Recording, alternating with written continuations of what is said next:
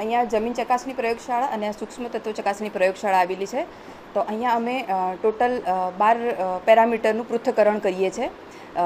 નમૂનો આવે તો અમે 12 પેરામીટરનું પૃથ્થકરણ કરીએ છીએ, જેમ કે ઇસી છે, પીએચ છે, નાઇટ્રોજન છે, ફોસ્ફરસ છે અને અમુક માઇક્રોન્યુટ્રિયન્ટમાં સીયુ છે, એફઈ છે, ઝેડએન છે, એમએન છે.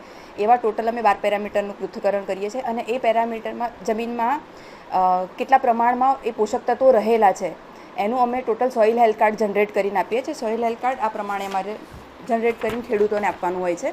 તો એમાં ખેડૂતોને એ ફાયદો થાય છે કે જમીનમાં એ લોકોને કેટલા પોષક તત્વો છે, કેટલા પ્રમાણમાં ખાતર એમને વાપરવું છે એ એનાથી નક્કી થાય છે, સોઇલ હેલ્થ કાર્ડથી નક્કી થાય છે.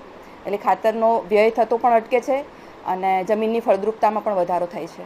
સામાન્ય રીતે જમીનનો નમૂનો આપણે કઈ રીતે લેવો જોઈએ?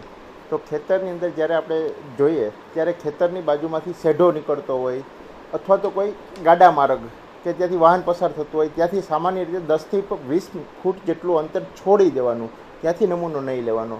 તે ઉપરાંત ઘણી વખત વરસાદ દરમિયાન નીચાણવાળા વિસ્તારમાં પાણીનો ભરાવો થતો હોય તો જે જમીનમાં પાણી ભરાયેલી રહેતી હોય એવી જમીનમાંથી પણ નમૂનો શક્ય હોય ત્યાં સુધી નહીં લેવાનો. તે ઉપરાંત જે કૂવો હોય અથવા બોર હોય ત્યાંથી પણ 20 મીટર જેટલું અંતર છોડી અને નમૂનો લેવો જોઈએ. ઘણી વખત આપણને વૃક્ષો શેઢા ઉપરને વાવેલા હોય છે તો એ વૃક્ષોનો છાયો જેટલા વિસ્તારમાં આવતો હોય છે ને એ વિસ્તારમાંથી પણ આપણે નમૂનો લેતા નથી. આ રીતે 1 હેક્ટર જમીન હોય એમાંથી આપણે અંદાજિત 10થી 12 અલગ અલગ દિશામાંથી ઝિગઝેગ મેથડથી નમૂનો લેવાનો હોય છે.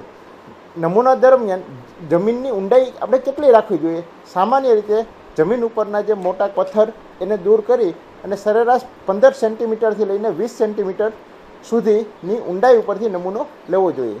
આ રીતે આપણે 10થી 12 નમૂના 1 હેક્ટરમાંથી જે ભેગા કર્યા છે એને પહેલાં ભેગા કરી લેવાના અને ભેગા કરીને એના 4 અલગ અલગ ભાગ કરવાના. એમાંથી 2 ભાગ દૂર કરી દેવાના અને જે 2 ભાગ વધ્યા છે એને ફરી ભેગા કરવાના અને એને ફરી 2 ભાગ દૂર કરવાના. આ રીતે ફાઇનલ 500 ગ્રામ જેટલો નમૂનો વધે એ નમૂનો છે એ એનાલિસિસ માટે અહીં મોકલવામાં આવે છે.